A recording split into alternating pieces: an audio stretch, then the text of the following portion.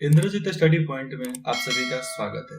हम पढ़ रहे थे एनसीईआरटी क्लास 8 हमारा अतीत मतलब हिस्ट्री इतिहास। पहला चैप्टर था कैसे कब और कहां का। ये दूसरा भाग है औपनिवेशिक क्या होता है। औपनिवेशिक क्या होता है। इस किताब में आप पढ़ेंगे कि किस तरह अंग्रेजों ने हमारे देश को जीता और स्थानीय नवाबों और रजवाड़ों को दबाकर अपना शासन स्थापित किया। ठीक है, किस तरह मतलब हमारे रजवाड़े और नवाब को दबाकर स्थापित कर दिया।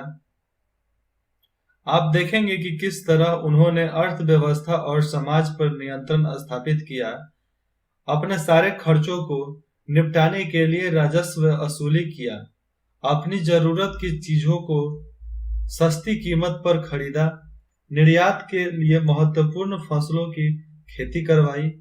और इन सारी कोशिशों के कारण क्या बदलाव आए, ये तो जरूरी है जानना हम लोग के लिए। आप ये भी जानेंगे कि ब्रिटिश शासन के कारण यहाँ के मूल मान्यताओं और पसंद और नापसंद रीति रिवाज व तौर तरीकों में क्या बदलाव आए। मैं बता देता हूँ, थोड़ी सी है। मूल मान्यता जो हम लोग मानते थे वो नहीं मानते थे, और वो जो मानेंगे वो हम नहीं मानेंगे। पसंद, हमें पसंद है दाल भात खाना, वो पिज्जा खिलाएंगे, पसंद नहीं था। रीति रिवाज, हम रीति रिवाज में मतलब पौराणिक संस्कृति वर्ष कपड़ा पहनते थे और लोग ड्रेस पहनते थे, वो भी हम लोग को पसंद नहीं था, उन लोगों को पसंद था। और हमारे पसंद नापसंद रीति रिवाज तौर तरीकों में बहुत सारे बदलाव आए। जब एक देश पर दूसरे देश के दबदबे से इस तरह के राजनीतिक, आर्थिक, सामाजिक और सांस्कृतिक बदलाव आते हैं तो इस प्रक्रिया को औपनिवेशिकरण कहा जाता है। फिर से बता दूं, आप ये मतलब यहां से है मूल मान्यताओं और पसंद नापसंद रीति रिवाज और तौर तरीकों में क्या बदलाव आए। ये एक देश के दूसरे देश के दबदबे से इस तरह के राजनीतिक, आर्थिक, सामाजिक और सांस्कृतिक बदलाव आते हैं तो इस प्रक्रिया को औपनिवेशिकरण कहा जाता है। लेकिन जल्दी ही आप ये समझ जाएंगे कि सारे वर्ग और समूह इन बदलावों मतलब समूह इन बदलावों से क्या बदला था, इसके बारे में बहुत जल्द जानोगे। बदलाव, ऊपर क्या है, बदलावों को एक ही ढंग से अनुभव नहीं कर सकते, नहीं कर रहे थे। इसलिए इस किताब को हमारे अतीत, इसलिए एक किताब लिखा गया था हमारे अतीत, यानी कई अतीतों पर केंद्रित नाम दिया गया। लेकिन इसको अंग्रेजों ने अपने पास ले लिया और अपने पुस्तकालय में रख दिया। हम किस तरह जानते हैं, इससे पहले ये स्रोत 1 है, इसको बता दूं। गृह विभाग को भेजी गई रिपोर्ट, गृह विभाग को कौन सी रिपोर्ट भेजी गई थी। सन 1946 में भारत की औपनिवेशिक सरकार शाही भारतीय नौसेना के जहाजों में सिपाहियों की बगावत को कुचलने का प्रयास कर रही थी 1946 में। उसी समय विभिन्न बंदरगाहों से गृह विभाग को भी रिपोर्ट मिल रही थी। उनके कुछ नमूने इस प्रकार हैं, जैसे में बंबई इस बात का इंतजाम कर लिया था बंबई बात का इंतजाम कर लिया गया कि सेना जहाजों और दफ्तरों पर कब्जा कर लेगी। शाही नौसैनिक जहाज अभी भी बंदरगाह से बाहर ही हैं। कराची, 301 विद्रोहियों को गिरफ्तार कर लिया गया। कुछ अन्य संदेहास्पद विद्रोहियों भी उसमें जिस पर संदेह था, विद्रोही भी गिरफ्तार किए गए। सारे दफ्तर सैनिक निगरानी में हैं। विशाखापट्टनम, पटना का बात बताते हैं। स्थिति पूरी तरह नियंत्रण में है और कहीं हिंसा नहीं हुई है। जहाजों और प्रतिष्ठानों पर सैनिक गढ़ तैनात कर दिए गए हैं। मतलब वहां के जहाज और प्रतिष्ठानों, मतलब ताजमहल, कुतुब मीनार, जो प्रतिष्ठित जगह है वहां पर सैनिक गार्ड तैनात है। किसी परेशानी की उम्मीद नहीं है, सिवाय इसके कि संभव है कुछ सिपाही काम पर न आए। अब ये कौन लिखा था इसके बारे में जानते हैं। Director of director of intelligence, headquarter India command, India command, सूची एक्शन रिपोर्ट्स सन 7, फाइल नंबर 52146, फाइल नंबर 52146। तो फाइल संख्या है 21 तारीख 5वां महीना 1946। गृह राजनीतिक भारत सरकार। ठीक है, पहले महीने को पहले लिखे जाते थे, फिर दिन को, फिर साल को।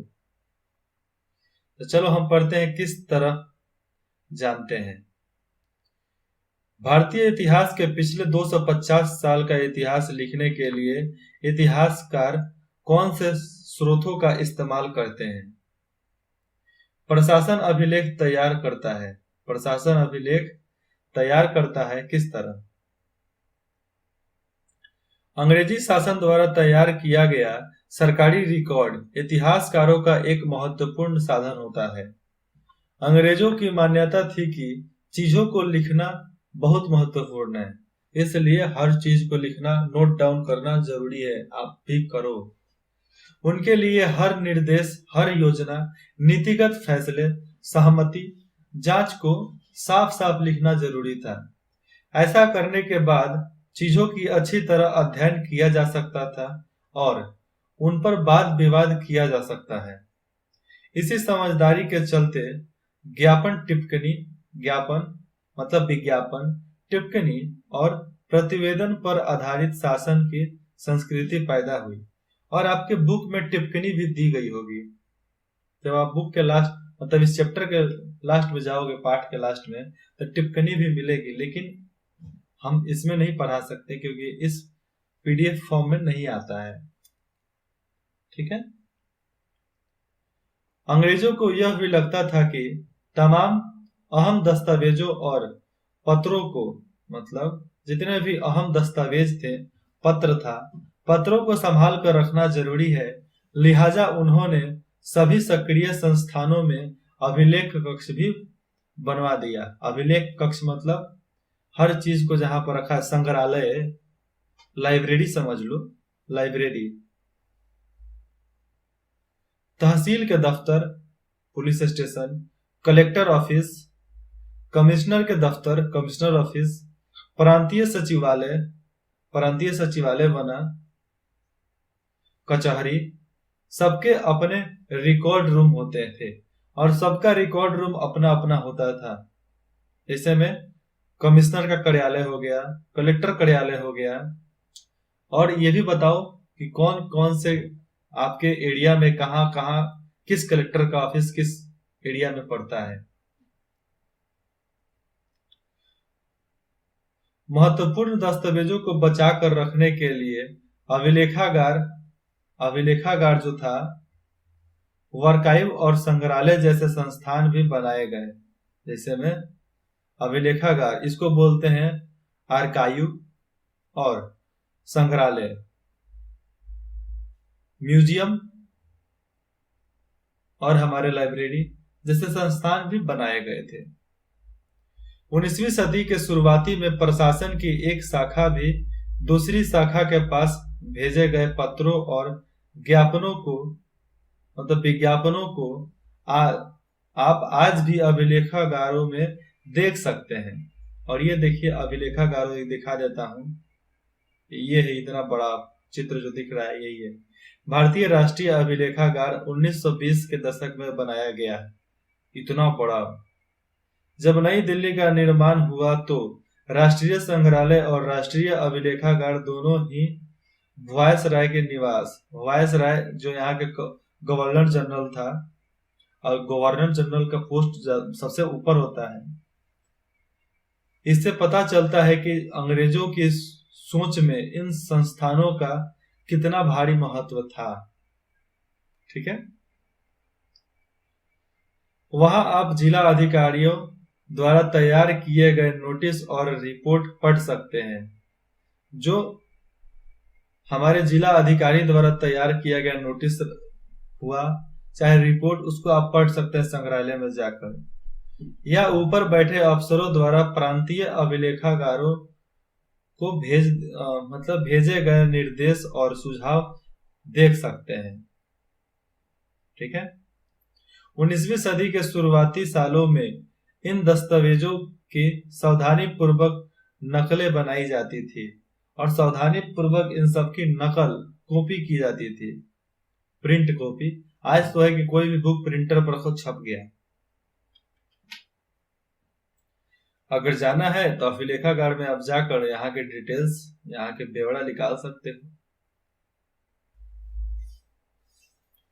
उन्हें खुशनवीसी के माहिर लिखते थे। खुशनवीसी या सुलेखनवीस। सुलेखनवीस ऐसे लोग होते हैं जो बहुत सुंदर ढंग से चीजें लिखते हैं।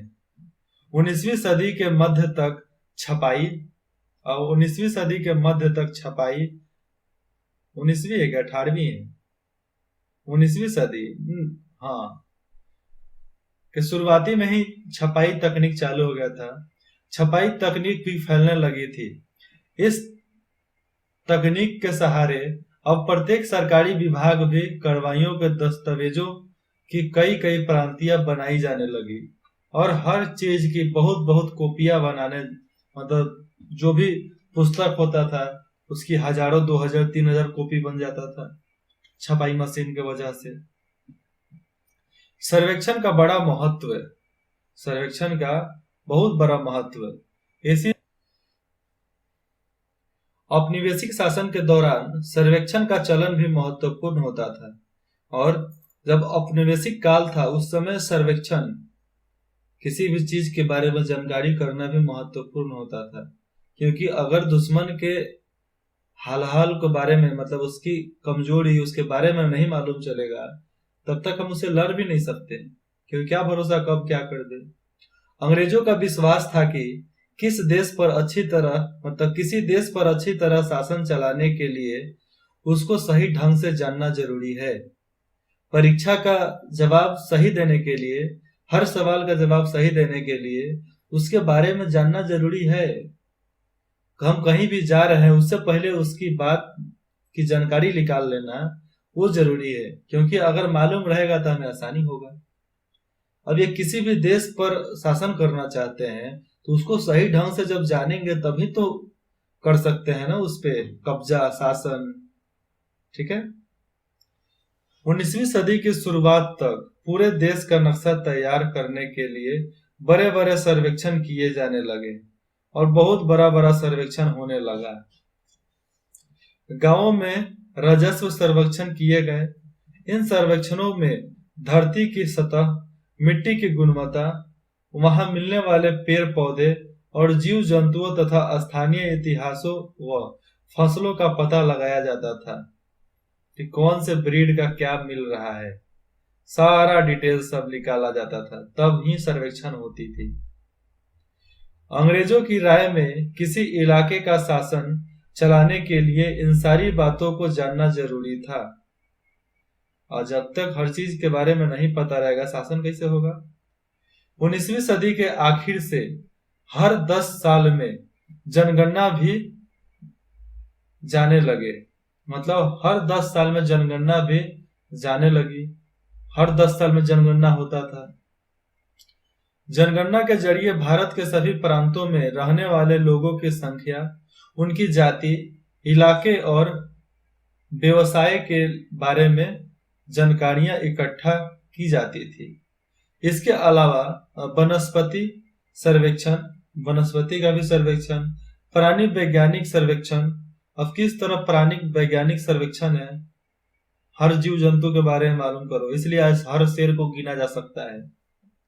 पुरातत्व सर्वेक्षण, जंगलों के बारे में मालूम करना, हमारे पुराणों के बारे में मालूम करना। मानव शास्त्रीय सर्वेक्षण, हमारे शास्त्र का सर्वेक्षण। वन सर्वेक्षण, आदि। इन दूसरे सर्वेक्षण मतलब कई दूसरे सर्वेक्षण भी किए जाते थे।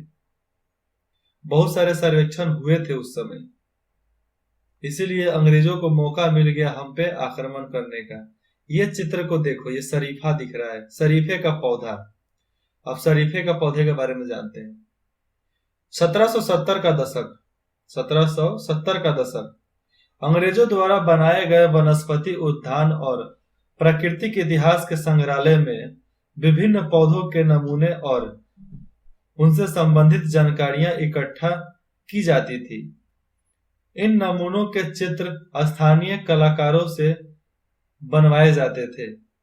अब इतिहासकार इस बात पर ध्यान देते रहे हैं कि इस तरह की जानकारी किसी तरह इकट्ठा की जाती थी और इसे उपनिवेशवाद के बारे में क्या पता चलता है।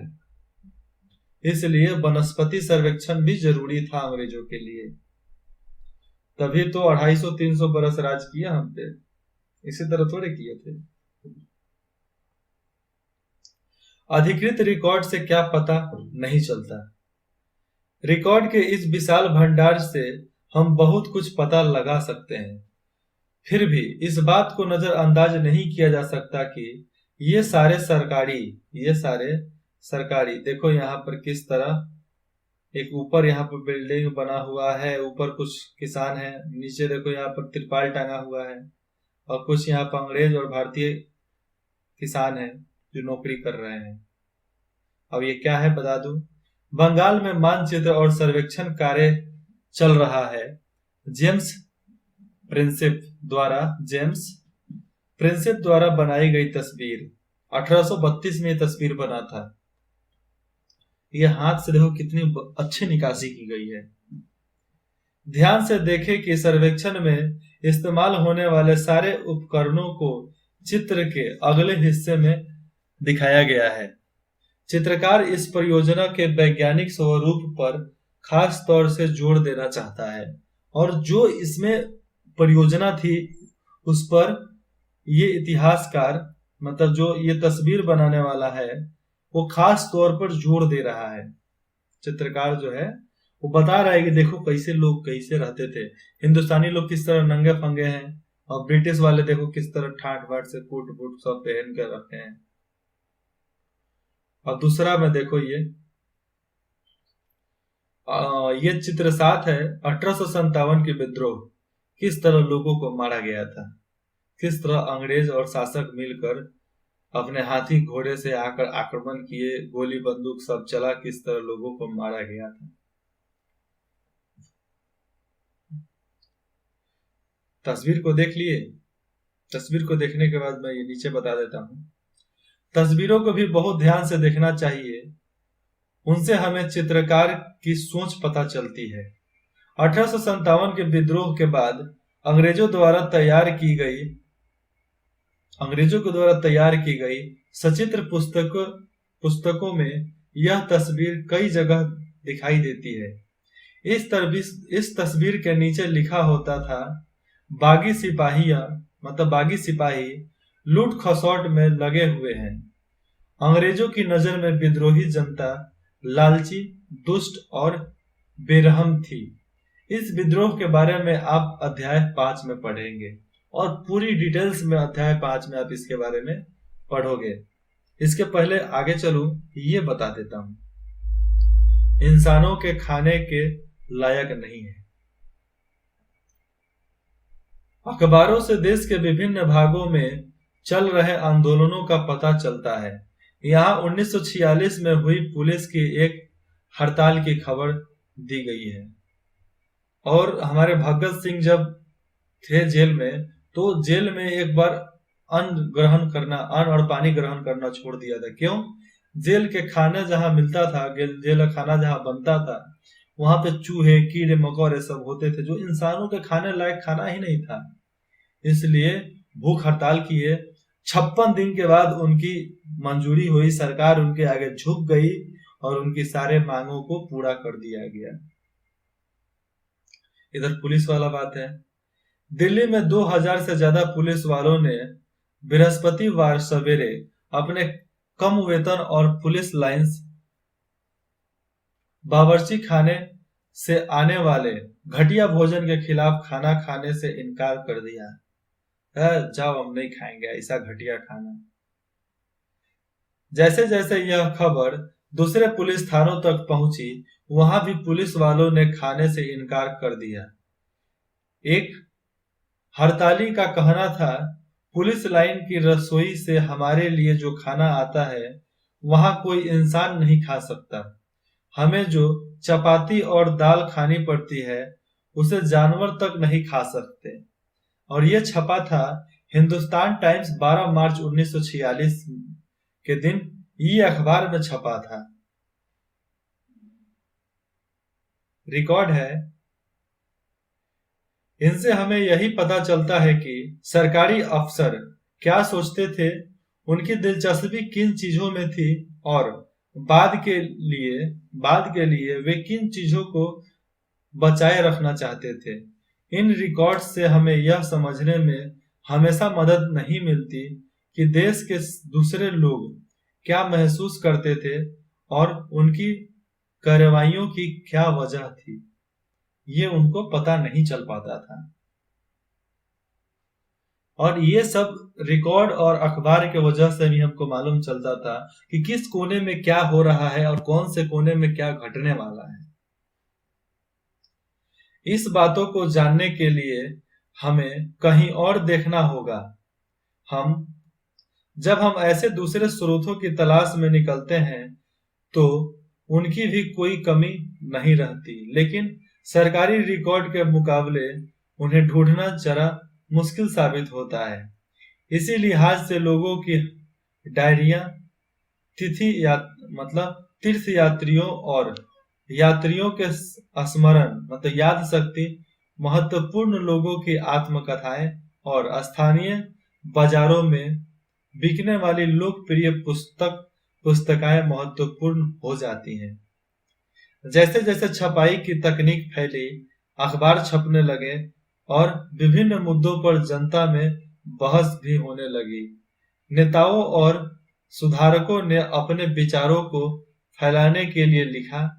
कवियों और उपनिवेशकारों ने मतलब उपनिवेशकार जो वहां पर थे, उपनिवेशकारों ने अपनी भावनाओं को व्यक्त करने के लिए लिखा।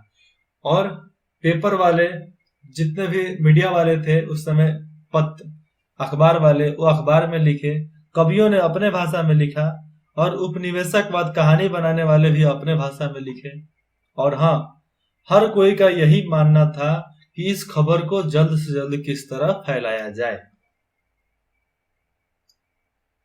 लेकिन ये सारे स्रोत उन लोगों ने रचे हैं जो पढ़ना लिखना जानते थे, और जो पढ़ना लिखना जानते थे वही इस स्रोत को रचते थे, और जो पढ़ते थे वही समझते थे। मेरे को एक वाक्य याद है, पहले के जमाने में एक आदमी को पढ़ने आता था तो उसके आजू बाजू 10-20 लोग बैठ जाते थे, क्यों?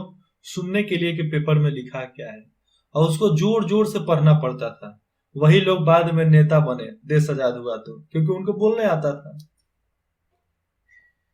इनसे हम यह पता नहीं लगा सकते कि आदिवासी और किसान, खदानों में काम करने वाले मजदूर या सड़कों पर जिंदगी गुजारने वाले गरीब किस तरह के अनुभवों से गुजर रहे थे, और हमारे किसान, आदिवासी, खदानों में खटने वाले, सड़कों पर मजदूरी करने वाले, सड़क पर अपने जीवन व्यापन करने वाले की जिंदगी कैसी थी, उनका अनुभव कैसा था, इस बारे में नहीं पता लग सकता था। तुम खुद सोच सकते हो ना, खुद सोचो कि उनकी जिंदगी कैसी होगी, किसान की जिंदगी कैसी होगी, खदानों में खटने वाले की जिंदगी कैसी होगी, आदिवासी कैसे रहते होंगे, और गरीब लोग जो भीख मांग कर जीते थे वो कैसे रहते होंगे। क्योंकि पहले की इतिहास बहुत दुखदाई है बाबू। अगर हम थोड़ी और कोशिश करें तो हम इस बारे में भी जान सकते हैं।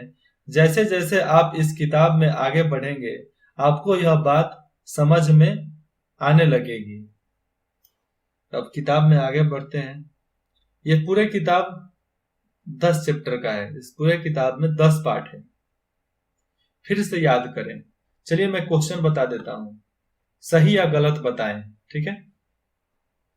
जेम्स मिल ने भारतीय इतिहास को हिंदू, मुस्लिम, ईसाई 3 कालखंडों में बांट दिया था? नहीं, गलत। सरकारी दस्तावेजों से हमें ये समझने में मदद मिलती है कि आम लोग क्या सोचते हैं। सही। अंग्रेजों को लगता था कि सही तरह शासन चलाने के लिए सर्वेक्षण महत्वपूर्ण है। ऑफ कोर्स सही बात है ये। आइए विचार करें। जेम्स मिल ने भारतीय इतिहास को जिस तरह कालखंडों में बांटा है उसमें क्या समस्याएं हैं, इसके बारे में आपको पाठ पढ़े हो ना, तब आपको ही बताना है। आपको ही इसकी मतलब उत्तर लिखना है। नहीं समझ में आए कांटेक्ट हमसे करो, इंद्रजीत स्टडी पॉइंट में कांटेक्ट करो, क्योंकि डिस्क्रिप्शन में भी दिए गए हैं और कमेंट भी कर सकते हो। जानकारी बहुत जल्द आपको शीघ्र दिया जाएगा। बहुत जल्दी आपको इंफॉर्मेशन मिल जाएगी। अंग्रेजों ने सरकारी दस्तावेजों को किस तरह सुरक्षित रखा? इसके ये क्वेश्चन का आंसर लिखो। इतिहासकार पुराने अखबारों से जो जानकारी जुटाते हैं वह पुलिस की रिपोर्टों में उपलब्ध जानकारी से किस तरह अलग होती है, इसके बारे में भी लिखना है। आइए करके देखें। क्या आप आज की दुनिया के कुछ सर्वेक्षणों का उदाहरण दे सकते हैं? सोच कर देखिए कि खिलौना बनाने वाले कंपनी को यह पता कैसे चलता है कि बच्चे किस चीजों को ज्यादा पसंद करते हैं, या सरकार को यह कैसे पता चलता है कि स्कूलों में बच्चों की संख्या कितनी है। इतिहास ऐसे सर्वेक्षण से क्या हासिल कर सकते हैं, इसके बारे में मालूम करके बताओ। सर्वेक्षण करो अपने इलाके में। यहाँ पर हमारा पाठ खत्म होता है। फिर अगले पाठ में मिलते हैं एक नए जोश, एक नए उमंग के साथ। तब तक मन लगाकर पढ़ना और अपना ख्याल रखना, क्योंकि अपने आप को सलामत रखोगे तभी कल जाके इतिहास रचोगे। ठीक है। और हाँ, इंद्रजीत स्टडी पॉइंट में जुड़ने के लिए आप सभी का इंद्रजीत की तरफ से धन्यवाद।